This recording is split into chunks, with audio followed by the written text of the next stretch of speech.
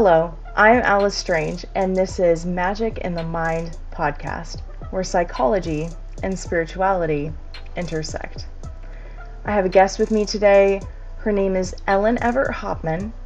She is the author of a number of books and specializes in Druidry and herbalism.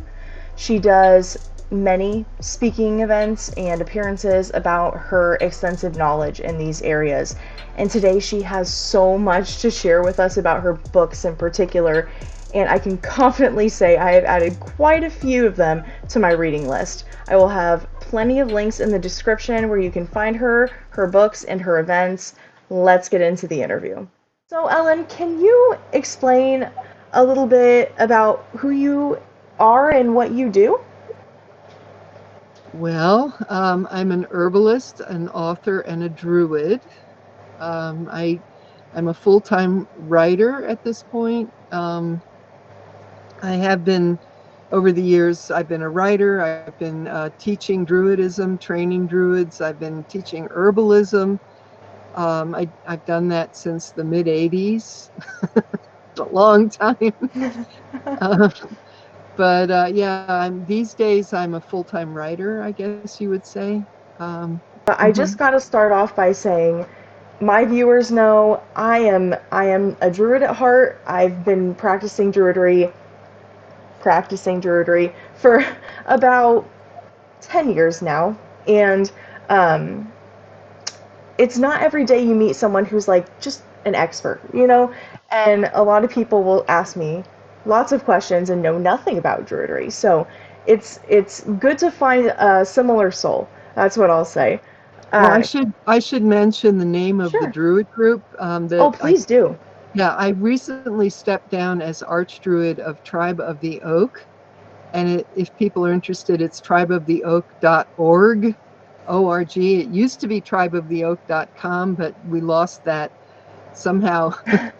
So now it's tribeoftheoak.org, but it's a Celtic Reconstructionist Druid group online primarily because we're all over the world.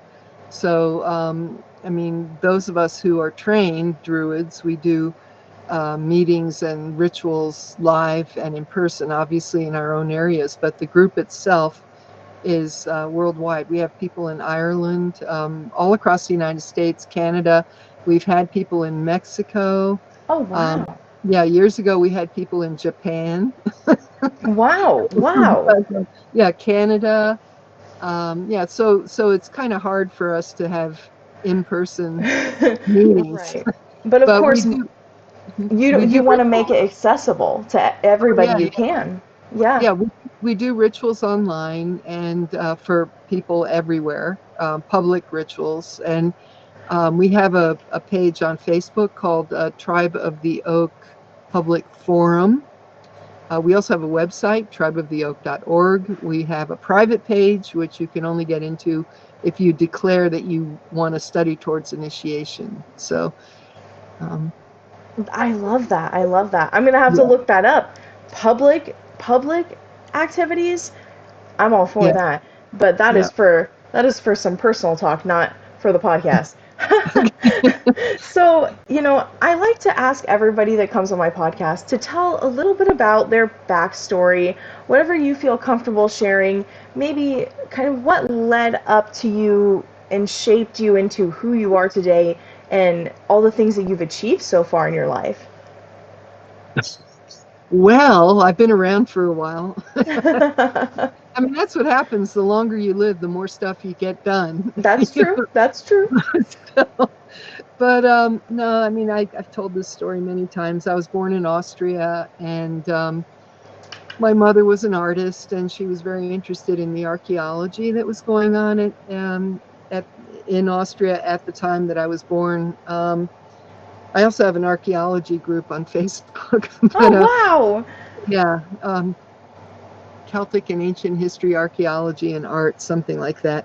But anyway, but yeah, so I grew up hearing about the Celts because my mother was very interested. And of course, her ancestry was Celtic, so she was interested in the Celts. But there were a lot of digs going on at the time in Austria, and they were bringing up the first Iron Age jewelry and metalwork and things like that. And she was very interested. So I just grew up hearing about it. And I never thought anything of it. I thought this was perfectly normal, and everybody grew up that way. I had no idea. And I totally forgot about it. And it wasn't until my 30s when I heard Celtic music on the radio, and somebody said, "This is Celtic music." I was like, "What?" And I suddenly started remembering. And then I had a full-time practice as an herbalist in Philadelphia in the 80s. Mm-hmm. And one of my clients mentioned that she had met a Druid. And that was the first time I ever heard the word Druid spoken out loud. Uh, but I knew immediately. I said, "Oh, yeah." Some people hear the word witch and they Yes. resonate. I never resonated with the word witch, but when I heard the word Druid, it's like, "Oh, yeah, Mm-hmm. okay." So I started looking for Druids, and it took a few years because this was before the internet. Mm-hmm. Mm-hmm. And eventually I found Druids. I found ADF. I was one of the Right. first members of ADF. Really? Yeah. Wow. Okay, okay. And well, anyway, there's a lot of history after that. But I don't know how much you want to hear. Oh, you're welcome to share, whatever you All right. feel Well, is if you want me to, applicable to the story. if you're interested, okay, so I started out with ADF, which was very Indo-European, very scholarly. Right. Isaac Bonowitz was the archdruid. There were 30 people. I think I was number 30 at the time. Um, so the idea of scholarship and no nonsense, trying to find the real stuff, that was imparted. But then there were a group of us within the small group that was ADF who suspected that Druids were Celtic. And this apparently was a new idea at the time. It was a very new Really? idea. Yeah, because ADF in the beginning, they were telling people you can be a Polish Druid, and you can be a Mm. German Druid, and you can be a Russian Druid, and you can be a Scandinavian Druid, and you can be whatever kind of Druid you want to be. And we said, wait a minute, that's not a Druid. So there were a group of us. We went to PSG in, I think, when was that? 19, I think 1986, but don't quote me. Anyway, Okay. um, we sat around the fire and we talked about, like, hey, weren't the Druids Celtic? And then we said we want a Celtic Druid group, and so we created the Henge of Keltria. So I was one of the founders of the Henge of Keltria, and then I was elected vice president there a few years later, and I was vice president for 9 years. But Keltria still had a lot of Wiccan elements to it, and Mm-hmm. I became very good friends with Alexei Kondratiev, for example. You probably don't know that I name. don't know that name, Yeah. no. But for folks who were around at the time, he was a scholar and he became a good friend. And so I kind of, well, number one, I was looking for deeper Celtic scholarship. Um, Mm-hmm. And also, there were some unfortunate incidents going on in the Druid community. So Mm. I called together all the best Druid minds that I could think of. There were about 50, and we were on Yahoo at the time. So for an entire year, we talked about what a Druid is, what a Druid isn't, what are the good books to read, what kind of tools should a Druid have, what should a Druid ritual look like. We talked for an entire year. And at the end of the year, a group of us said, wait a minute, we have the training outline, we have the tools, we have the basic beliefs. We should form a Druid order. So we did, and it was called the Order of White Oak. Okay, And okay. 12 of us self-initiated because there was nobody else to initiate us. Right. That was in 1996. Um, and White Oak continued until 2014, I believe, Okay. before it kind of imploded the way these things do. As things do. Yeah, but I didn't want it. I didn't want the lessons to die because we had worked so hard on creating the structure and the lessons and everything, and the reading list and the basic beliefs and all that. So I then took it upon myself. I was co-chief of White Oak for 5 years. But then when White Oak went away, and if anyone's interested in the Order of White Oak, Carleton College in Northfield, Minnesota has a full record of all our discussions. Everything was archived, but it's only Wow. for scholars. Right, right. So you have to be a scholar to get access, and it's in the Wow. library, Carleton College, Northfield, Minnesota. They have a Druid archive there. But I, anyway, that's so I incredible. I mean, yeah, yeah. your knowledge was so potent, so like really just valuable that they have put it.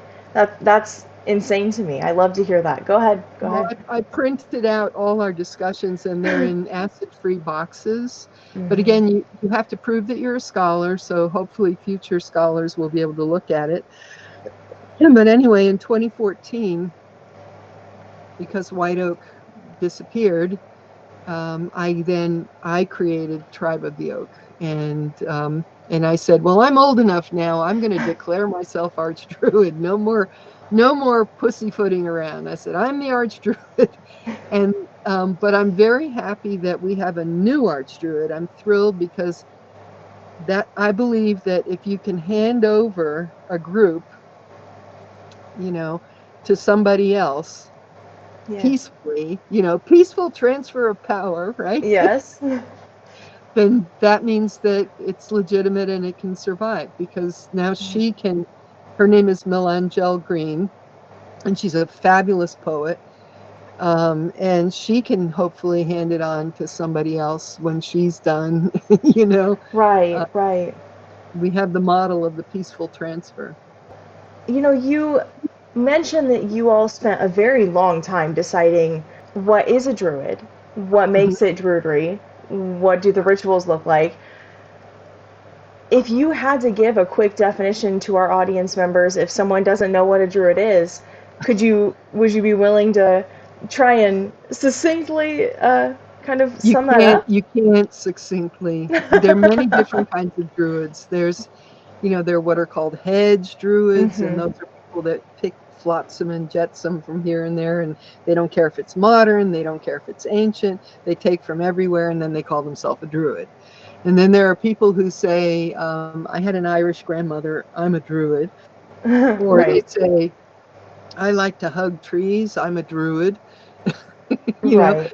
Whereas if you're a Celtic Reconstructionist, which is what I am, you want to see historical evidence for everything that you do. So if we create a ritual, for example, calling in the directions.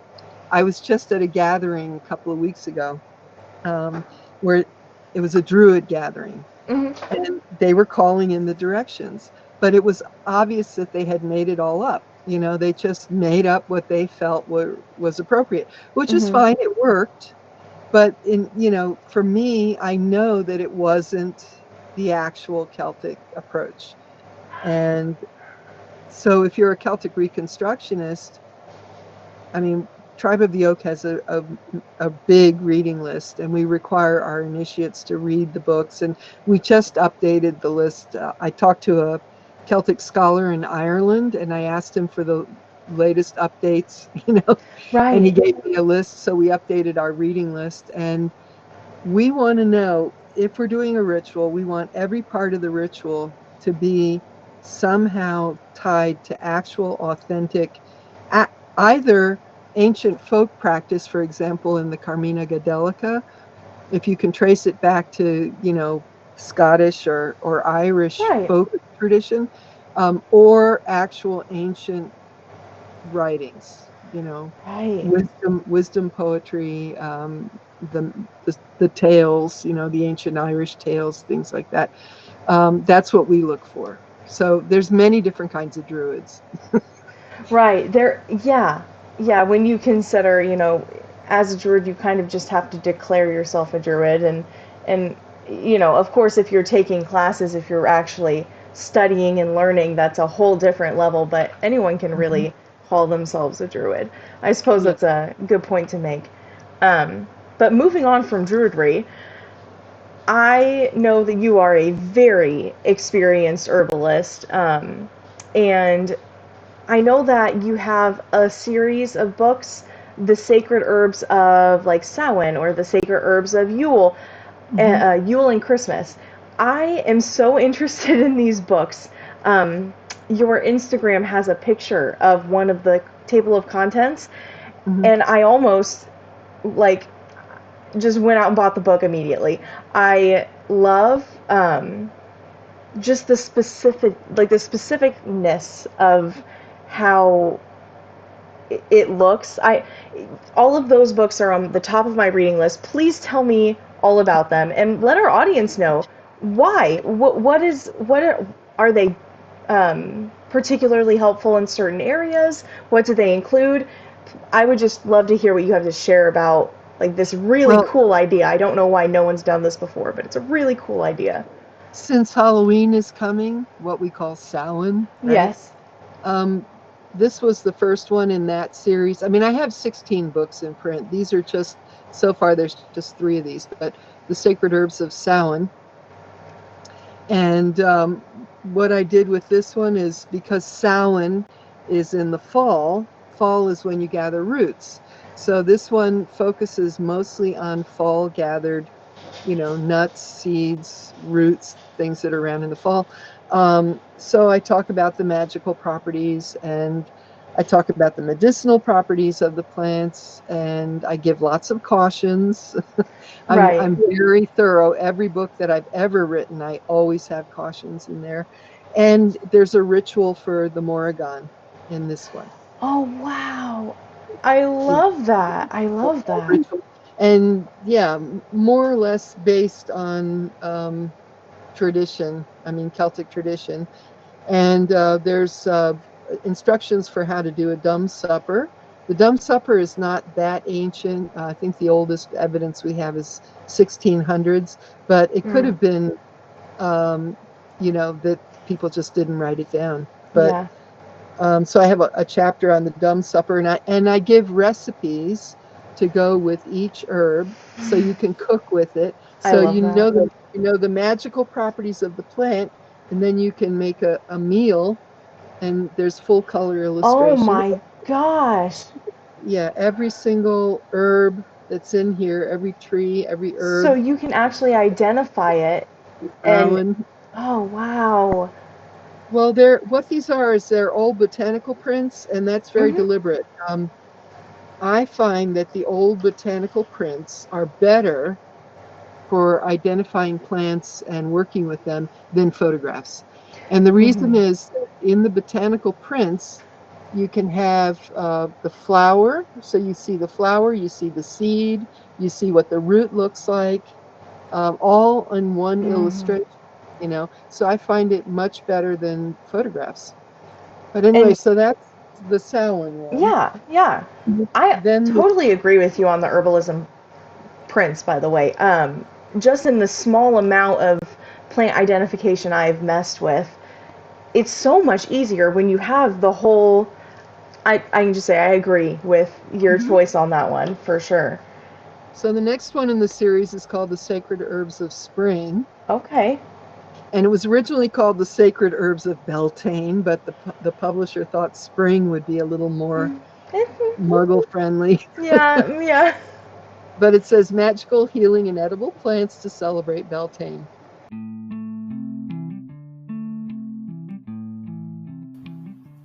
Have you ever found yourself feeling lonely or isolated in your spiritual practice? Is it hard for you to find like-minded people you can relate to and connect to? Well, let me tell you about the community Journey to Your Soul. This is an online community for people into spirituality, but not just your normal love and light, unauthentic, everyday bullshit.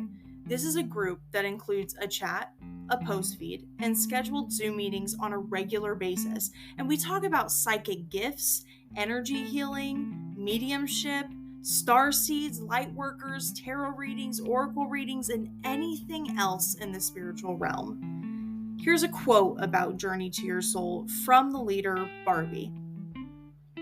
This is a place about helping each other through their spiritual journey to finding God consciousness, to know that we're here and no one has to go it alone.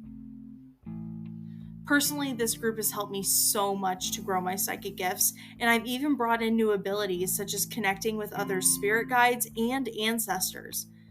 I don't live in an area with very many spiritual people, and this community has given me a place to be my authentic self and get advice and even close friendships. I highly encourage you to check it out and become a member of Journey to Your Soul. Check out the link below in the description. Now, back to the podcast. So this one has same thing. It has the full color illustrations.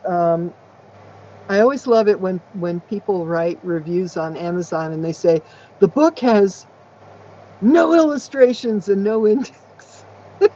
And I think, really?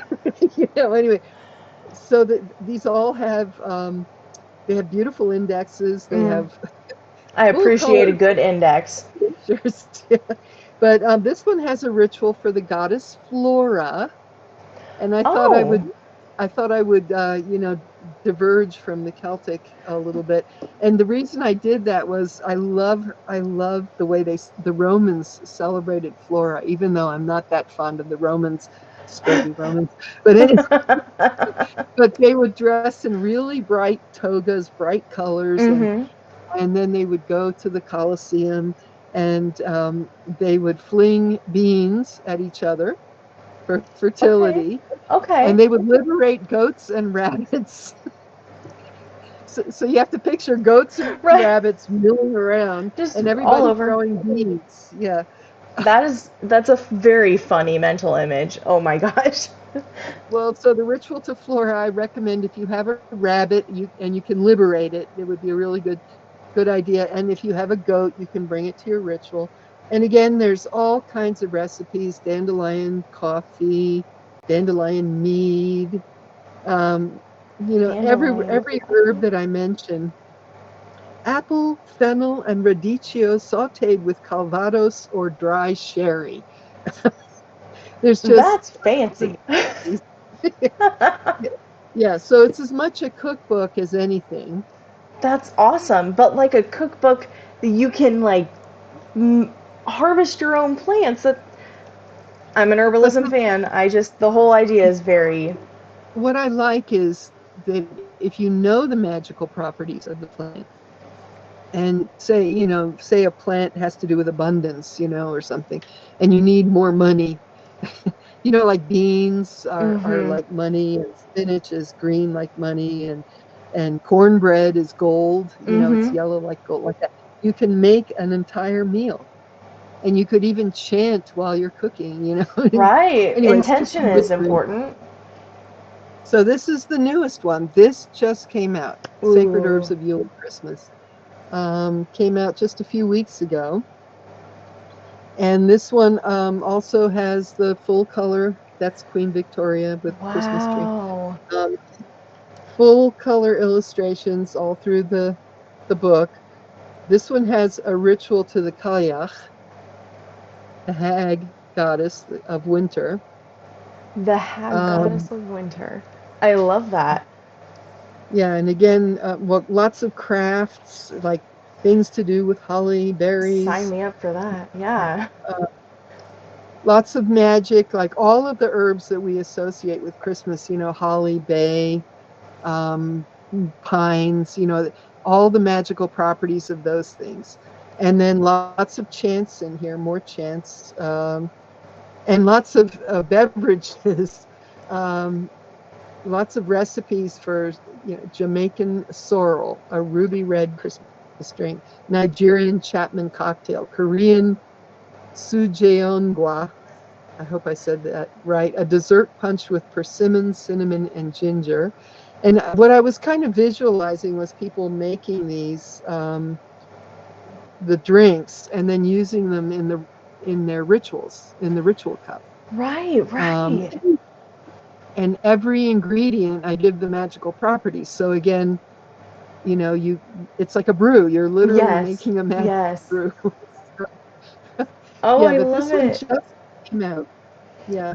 And I So it think would make a great gift. yes, I'm I was gonna say I'm gonna ask for it for my Yule gift, but you know what? I think I need it beforehand too. So I might have to just go buy it for myself. Um, I feel like Yule is one that a lot of people would associate with like pine and holly maybe, but beyond that, I don't think generally people know a lot of plants that are good for Yule and Christmas. Well, there's a lot. Uh, for Enough for a example, book. yeah, I have a list here just to give you an idea. For example, bay laurel, um, and people make candles with bay candles. That's traditional, but the Greeks and the Romans made wreaths out of laurel, which symbolized victory over death, which Oh, is very much part of the solstice yeah. season.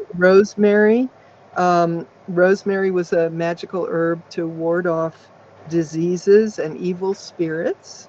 And you can make a wash with it. You can put it in foods, as a protection. Holly, the Romans had a holiday called Saturnalia, which was a very interesting Yes. festival. People would get drunk and run through the street naked, and the slaves would trade places with the slave owners.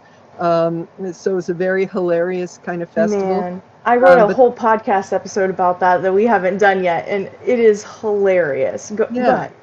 so anyway, the Romans exchanged presents at Saturnalia, which is basically what we call Christmas, and they would decorate the gifts with little sprigs of holly.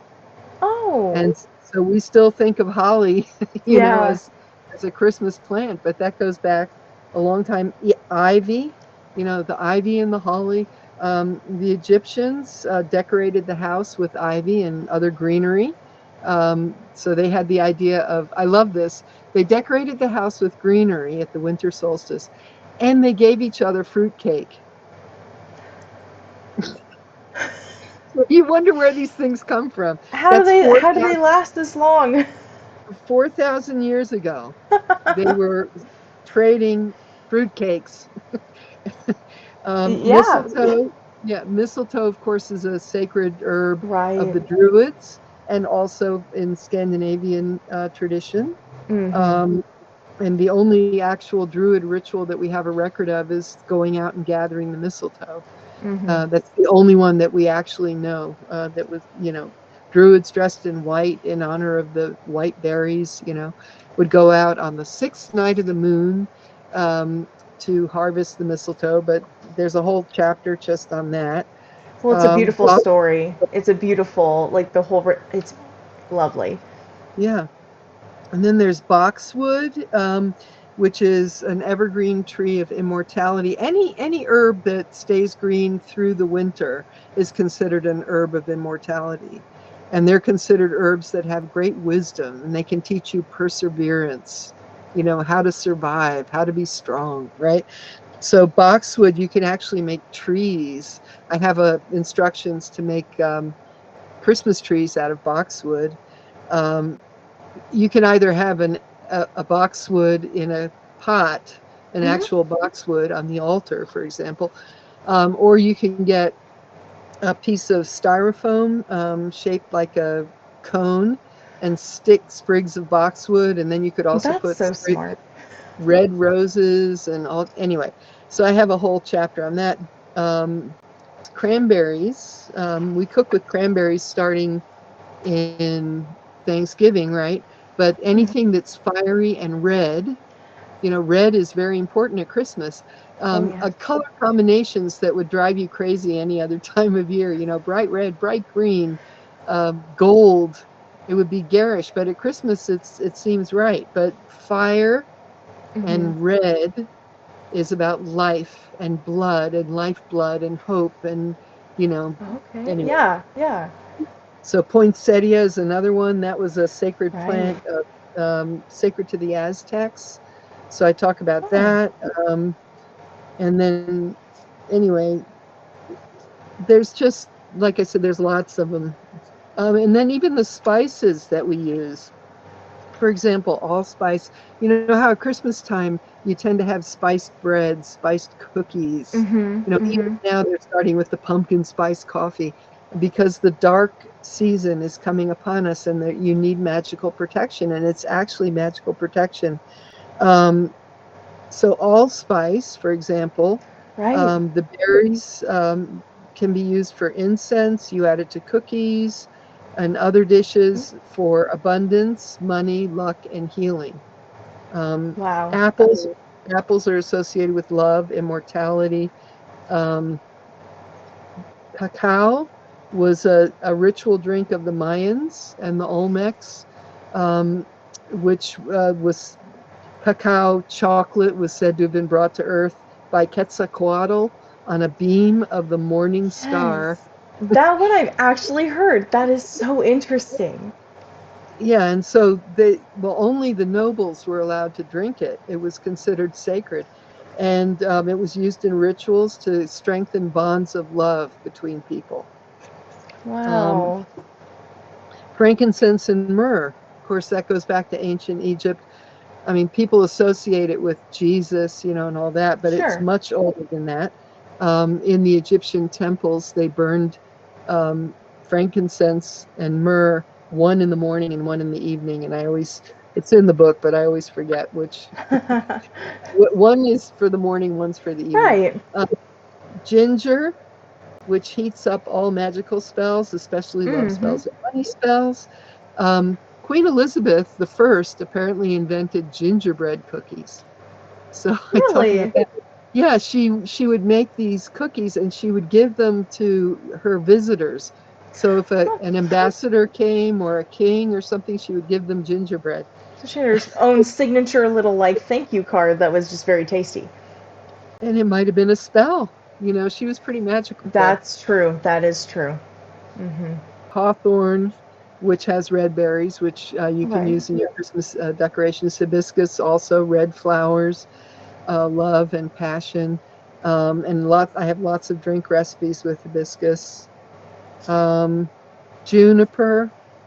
Uh, in Northern Europe, you know, people are concerned about cultural appropriation and they don't want to burn sage. Right. Juniper was what was burned in Northern Europe.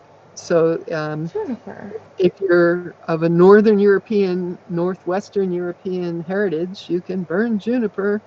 Um, I actually love that I just learned that right now. I am of that heritage, and well, that's something I could incorporate just for the sake of my tradition and my lineage. well, if you want to purify the house, you know, Right. smudging, you smudge with it. In Right. Scotland, they would put it in on New Year's, New Year's Eve or New Year's, Mm-hmm. they would put it in the hearth, and then put, they would make enough smoke that the whole house would get smoked, fumigated, Yeah, right?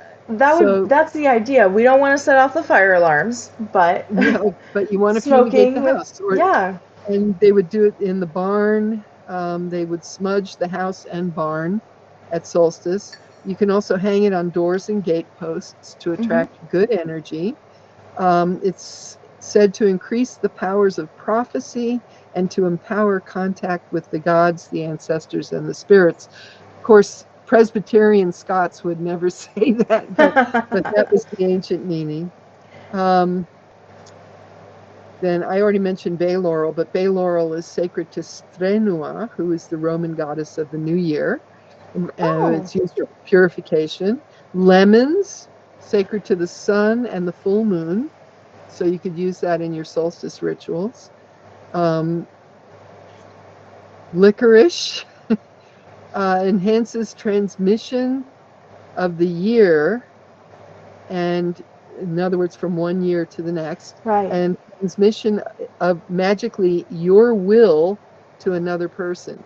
So Oh, if you're trying to attract somebody, you can wear it in a sachet around your neck and you can influence people. And it increases sexual potency. Um, I mean, it goes on and on and on. I mean, right. there's tons of them. Mm-hmm. Anyway, that all that stuff is in the book. I love that. Oh, I need all of them before the season comes around. That's incredible. And so, I mean, obviously, you are a very experienced, very high on knowledge about herbalism. Is there a specific path you took to get to where you are with herbalism? I know we kind of talked about your general path, but I've seen that you've done stuff just for herbalism, and that's something I'm personally kind of invested in at the moment. It's taking my first steps into really understanding herbalism and working with plant spirits and things like that. So I'd love to hear about your herbalism, journey or whatever. I'm looking for a book here. Wait a minute. There's so many books. I recommend this book, Secret Medicines from Your Garden. My teacher was William Lassassier, and he was very, very respected, prominent, 1970s, 1980s. In the back of the book, I have 40 pages of builders, cleansers, and tonics. And this was Oh, wow. a system of formula making that I learned from him. He's no longer with us, but it's called the Triangle System. And I teach people step by step how to create herbal formulas. Oh my gosh. Using 18 parts, up to 18 parts. It's based on a Chinese system of builders, cleansers, and tonics. I have never heard of that. Right. And basically what you do is the center of gravity of the illness, you have 9 parts Okay. of three parts of a builder, 3 parts of a cleanser, 3 parts of a tonic. And then you have associated organs and systems. So if the center of gravity is like the heart, you might put the circulation, what else would you put? I don't know. Whatever's going on with the person, you take the case. So you have 3 associated systems or ancillary organs, and then you have the center of gravity in the middle. And it's completely balanced. But if a person needs cleansing, you can double up the cleansers. If a person needs building, you can double up the builders. Otherwise, yeah, it's a Chinese, based on a Chinese model. But anyway, somebody who's a Druid, a very well-educated Druid, looked at this and he said, "Oh, it's based on 3s. It's very Druidic," So he liked it because he thought it was extremely Druidic. This one also has the full color illustrations. Yes. Yeah, but anyway, herbal astrology, animal spirit Oh, medicines, wow. plants to repel insects, a bunch of wild crafting suggestions throughout what to gather in the fall, spring, winter, summer. It has a foreword by Matthew Wood, if you've ever heard of him. Matthew Wood is a very well-known herbalist. Yeah, Okay. that rings a bell. And then I said I'm just starting. oh, okay. Well, I recommend this for a beginner.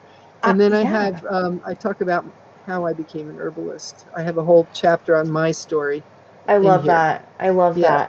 that. So I think I'm sold. I'm gonna go over to my bookstore here in a few days and start my journey on herbalism. yeah, if people want to see these books, my website is elleneverthopman.com, and you can see all the books there. You can get them from me, or you can get them from Amazon, or you can get them in bookstores. They're everywhere. They are. They are. I learned very quickly. Halfway through your name, Google is just like, these are all the books, and so it's not hard to find, guys. I promise, she's out there. And I guess if I could just ask on a personal note, are there things you do in your day-to-day practice to kind of keep the earth-centered herbalism druidic feel that you are so well versed in and use so much in your books? Do you use that knowledge on a day-to-day basis? Well, yes, throughout the seasons, I'm always going out, and in fact, I need to go out and get horse chestnuts. I need to do that. Maybe I'll do that today after we're done, because this is the time. We just had a big rain, which means they're all on the ground. Yeah. I use horse chestnuts in my salves because they're anti-inflammatory and they kill pain. So Okay. I have a regular cycle throughout the year of things that I do. About a month ago, I was gathering elderberries, and I make elderberry tincture because it's antiviral, and I add echinacea. So every year I'm making elderberry and echinacea, and I give that away at Christmas. People love it because, if you get COVID or any virus, flu, it's great for that. I mean, it's just all year round. I'm always looking in the early spring before the winter solstice. I can gather young leaves like oak leaves, which are good for wound healing poultices, things like that. Yeah, it's just, it's the seasonal round. There's always something Yeah, going on. that's a very Druid thing too, isn't it? To kind of just live by the seasons and flow with nature. Yeah, I love that. Yeah, thank you for reminding me, because I need to go out and get the horse chestnuts. I'm going to do that this afternoon. Yeah, I have a little bit of herbalism to do myself. I am picking things from my garden just as the season is about to change, and storing them, drying them, whatever I'm going to do with them. But I also have a little bit to do today, so maybe that's my sign. Yeah, the next thing's going to be acorns. Oh, Next yes, Yeah, yes. next weekend I'll be processing acorns. People are coming to the house. I'm going to be teaching them, Okay. making acorn flour, and Yeah, yeah. That's so yeah, that's cool. That's a lot of information. It's a lot of really good reading material. Um, I really want to thank you for coming and just sharing with all of us. I will definitely be catching up on some of your books, and to you out there, you be catching up on the books too. I know on Instagram you keep some things going and posting. So, are there other places you'd like people to find you? I'm aware of your Instagram, but and you mentioned a Facebook group. Are there anywhere else people can kind of keep track of what you're doing or currently working on or publishing? well, I have a calendar on my website, elleneverthopman.com. I'm just starting to get invitations for next year now. Um, I'm doing, well, actually, in a few weeks, I'm doing the Scottish Goddess Conference. Um, Oh, yeah, if you go on Facebook, um, I posted it there. It's on my author page on Facebook. That's coming up it's the weekend of Halloween, but the good thing is once you register, you can watch at your leisure. right, So right. if you have a Halloween ritual, you don't have to worry about missing the talks. Oh, wow, Um, yeah. yeah, but it's called the Scottish Goddess Conference, and I'm going to be talking about the Ogham alphabet, which is Oh the my old. gosh. I now I have to go. I want to know. Oh Yeah, my gosh. so that's coming up, and then for next year, I have with Susan Weed. In May, I think. I'm doing a lecture on the magical properties of red clover. This is what's happened to me. I studied hardcore herbalism with William Lasassier, and I taught people, for decades. And then what started happening was these various conferences asked me, they wanted me to come talk about herb magic. And I said, oh, well, I can teach formula making and case taking. And they're like, no, we don't want that. We want herb magic. It's like, okay. so, Yeah. so that's what I'm doing. And I think in June, I'm in Florida. Oh boy, I can't remember. It's on my website. I'm in Orlando, Florida in June of In June. 2024. Okay. If anybody's in Florida. Um, and there's going to be a weekend conference, magic. I'm sorry, I can't remember the name, but anyway, it's at a hotel in Orlando. So if you ever Orlando. wanted to go to Disney World or something, I guess that would be the time. I mean, I would pass on Disney World, but I would definitely go to the conference. I definitely Okay, would. well, some people want to do both, you know. True, true. And I'd like that's to go to fine. Harry Potter World. I haven't been to that. I think, You know, that would be kind of fun. That would be kind of fun. but anyway, yeah. So that's what I have so far. But I know there's going to be other things coming up. But That's great. And I will link to like your website, your Facebook author page. You guys know they'll all be in the description below the video, or podcast if you're listening to the podcast. Do you have anything else that you want to share? Is there some kind of final message, or if people take nothing else away from this podcast, I often say, is there anything like the final message you want to share? well, there's another book coming. Tell us about it. Tell us about it. Next May, Celtic Druidry. I have the cover on my author page. People love I've spied cover. it. Yeah, it actually looks really good. It does. But what I did with that one was I decided, because I'm getting old, I said I better write down everything that I know about being a Druid. And so the whole Druid path, the way I understand it, and I'm very clear in there that I'm just speaking as me. I'm not claiming that this is the Druid path. You know, I'm not saying, I would never say that. But as from a Celtic Reconstructionist Druid perspective, as understood by me.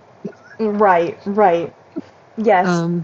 Because everyone has their own truth, their own version of what they believe in, and you have to make nuance for that, of course, but yeah, I think that's lovely to share just kind of everything. And is it everything? Is it really just about a complete... Well, yeah, it says everything as I could make it. And Kenneth Prufrock wrote the foreword. He was a member of White Oak, and now he's a member of Tribe of the Oak, but he's a naturopathic physician. He has a PhD. Oh, okay. He wrote the foreword, and he's a Druid. And then Peter Quant, who's a forester, a tree expert, wrote a chapter. So I have a chapter from both of them in there.